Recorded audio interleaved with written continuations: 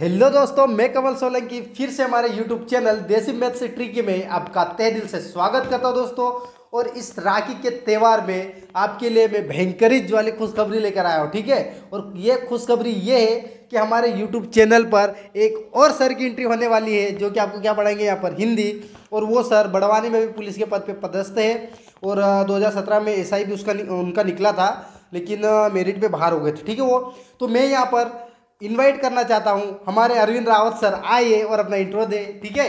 तो ये मिलिए हमारे अरविंद सर से।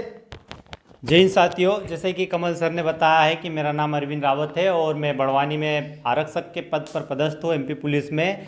तो जैसे कि दोस्तों आप लोगों को पता है कि हमारे देसी मैथ्स ट्रिक में मैथ्स पढ़ाया जाता है। मैथ्स, रीजनिंग और हिंदी के टीचर के लिए मुझे इनवाइट किया है, तो मैं सर का आभारी हूँ कि सर ने मुझे बुलाया और पढ़ाने के लिए इनवाइट किया है। तो दोस्तों मैं आप लोगों को कुछ ऐसा हिंदी में क्या होगा कि एमपीएसआई के लिए हिंदी में कितने 70 नंबर बहुत महत्वपूर्ण होते हैं, तो इसलिए सर ने बोला है कि अपन एमपीएसआई के लिए भी तैयारी करवाएंगे। तो आज से मैं क्या कर रहा है, हिंदी हिंदी की तैयारी मैं करवाऊंगा। तो कमल सर ने जैसे बताया है सबको कि हिंदी की तैयारी करवाएंगे हमारे अरविंद सर, तो सर का तहे दिल से धन्यवाद। तो सर आप ठीक है। बच्चों को अच्छी शिक्षा दे रहे हैं, उसके लिए भी बहुत बहुत धन्यवाद हमारे देसी मैथ्स ट्रिक में। तो सर ठीक है सर। ठीक है, तो अभी सर आपको यहाँ पर वर्णमाला पढ़ाएंगे, तो दोस्तों पूरा वीडियो जरूर देखिए, क्योंकि बहुत काम का वीडियो है, ठीक है। और बहुत अच्छी तरह से ये सर आपको पढ़ाएंगे, ठीक है। तो सर आप स्टार्ट कीजिए, ठीक जी है। धन्यवाद कमल सर जो मुझे पढ़ाने के लिए इनवाइट किया है। तो दोस्तों आज अपन पढ़ेंगे हिंदी। हिंदी बेहतरीन तरीके से। तो हिंदी हिंदी के लिए क्या है, एमपीएसआई में 70 नंबर की हिंदी आती है, तो बहुत ही महत्वपूर्ण नंबर है।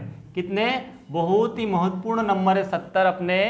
तो 70 नंबर अपन को कवर करना है, और वही 70 नंबर कवर करने के लिए आज अपन पढ़ेंगे। और मैं भी एमपीएसआई की तैयारी कर रहा हूँ और मेरी लगभग हिंदी कंप्लीट हो चुकी है, तो आप लोगों को भी कंप्लीट ही करवाना है। तो अपन पहला चैप्टर स्टार्ट करते जा, फालतू भाषणबाजी तो छोड़ो, पहले पढ़ाई करते हैं, पढ़ाई में ध्यान देते हैं। तो अपन सिचुएशन के हिसाब से पढ़ते हैं, तो मतलब क्रम वाइज पढ़ेंगे। सबसे पहले वर्णमाला। और हिंदी में क्या होता है, अनाराम से ही बनती है हिंदी, इन अक्षरों से बनती है हिंदी। जब अपन कोई वर्णमाला होती है, वर्णमाला वर्णमाला वर्णों का पूरा समूह रहता है। वर्णों का पूरा समूह, कितने वर्ण होते हैं, 52 वर्ण। 52 वर्ण होते हैं। और उन 52 वर्णों को, जो बिखरे हुए वर्ण रहते हैं, उसको अपन एक व्यवस्थित क्रम में क्रम अनुसार लिखते हैं, तो उसको क्या बोलेंगे, वर्णमाला। और जब कोई वर्ण अपन बोलते हैं, कोई अक्षर बोलते हैं, अपन बोलते हैं जैसे अ बोला है तो अक्षर, और उसको अपन कॉपी पेन में लिख देते हैं जैसे अ, तो क्या हो गया, वर्ण हो गया।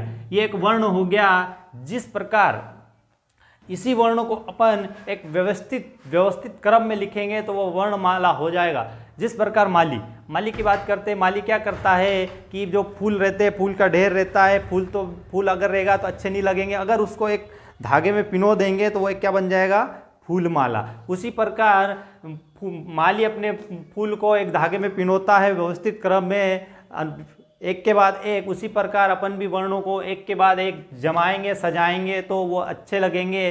तो वही अपन बात करते वर्णमाला की, कि वर्णमाला कुल 52 वर्ण होते हैं। उन 52 वर्णों को अपन व्यवस्थित क्रम में, क्रम अनुसार देखते हैं। तो बात करते हैं वर्ण। देखा जाए तो सब लोगों को पता है कि वर्ण 52 होते हैं, और कौन कौन से होते हैं ये भी पता है, लेकिन ये नहीं पता है कि किसके बाद कौन सा वर्ण आएगा। तो वही आज बात करते हैं, किसके बाद कौन सा वर्ण आता है।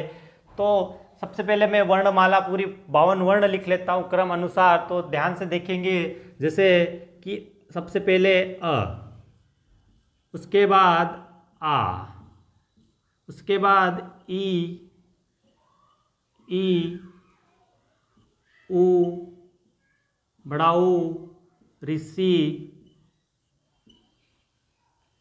ए, ऐ, ओ और औ। उसके बाद बात करते हैं अम और आ। ये हो गए स्वर। अब बात करते हैं व्यंजन। व्यंजन की बात करते हैं, पहले तो टोटल 52 वर्ण लिख लेते हैं अपन, जैसे कि क, ख, ग, घ और य। उसके बाद च, छ, ज, छ और य। उसके बाद ट, ठ, ड, ढ और अण। उसके बाद त, थ, द, ध और न। ये न तक आ गए। उसके बाद प, फ, ब, भ और म। देखो अब बोर्ड छोटा पड़ रहा है, इसके लिए अपन इधर लिख लेते हैं बाकी के वर्ण। बाकी के वर्ण क्या बचे हैं? य,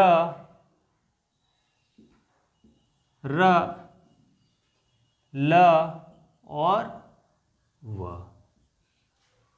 फिर आता है श, श, स और ह।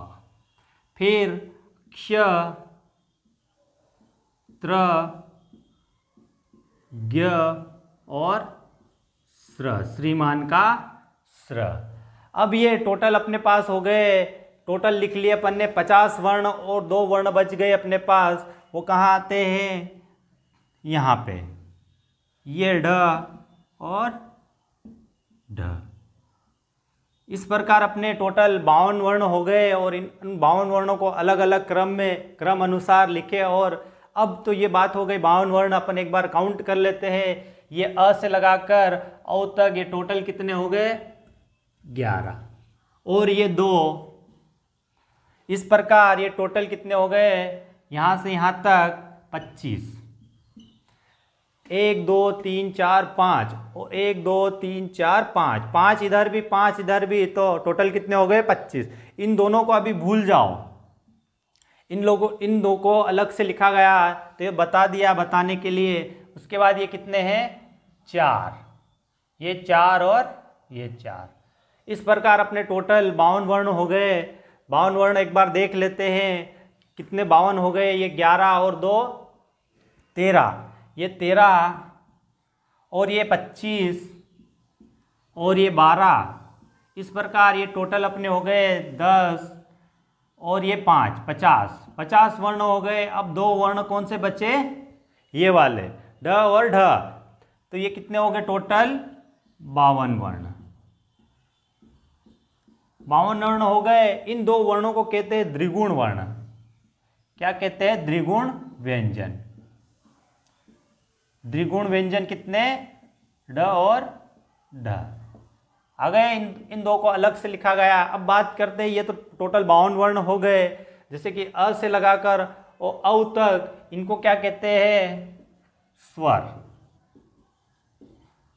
ये स्वर हो गए। और ये अम और अह ये इनसे मिलकर बना है, इसलिए इनका अलग से नाम दिया गया। क्या नाम दिया गया?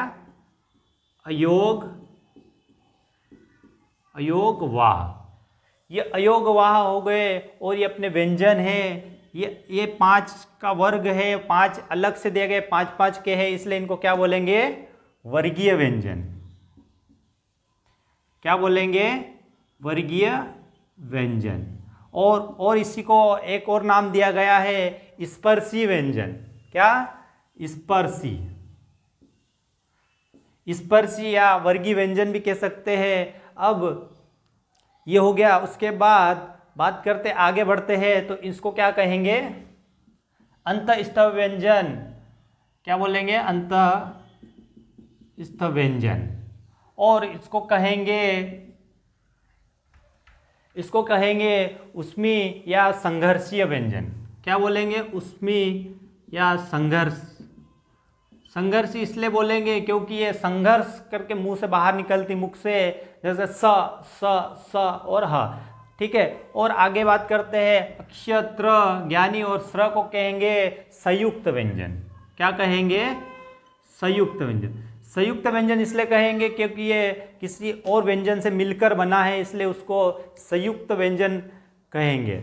ये हो गए 52 वर्ण क्रम अनुसार कि किस वर्ण को क्या बोलते हैं, कहाँ से लिया गया, मतलब क्रम अनुसार। तो ये तो हो गया अपना वर्णमाला। 52 वर्ण देख लिए। अब बात करते हैं कि एक बार और देख लेते हैं वर्ण कितने होते हैं, 52 कितने होते हैं, 52। एक बार और मोटा मोटी देख लेते हैं, जैसे कि अ आ ई यहाँ से यहाँ तक लगाकर 11 कितने हो, क्या हो गए, स्वर। और अम और अह को क्या बोलेंगे, अयोगवा। अब ये जो 25 लिखा है क च ट त प, इसको क्या बोलेंगे, वर्गीय व्यंजन या स्पर्शी व्यंजन।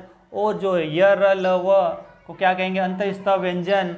और श्र श श ह जिसको क्या कहेंगे, उसमी या संघर्षी व्यंजन। और अक्षत्र ज्ञ और श्र को क्या बोलेंगे, संयुक्त व्यंजन। और ये जो अपने पास बचा है द्विगुण ढ और ढ, उसको बोलेंगे द्विगुण व्यंजन। इस प्रकार अपने टोटल 52 वर्ण व्यवस्थित क्रम में लिखा गया है और व्यवस्थित क्रम हो गया है।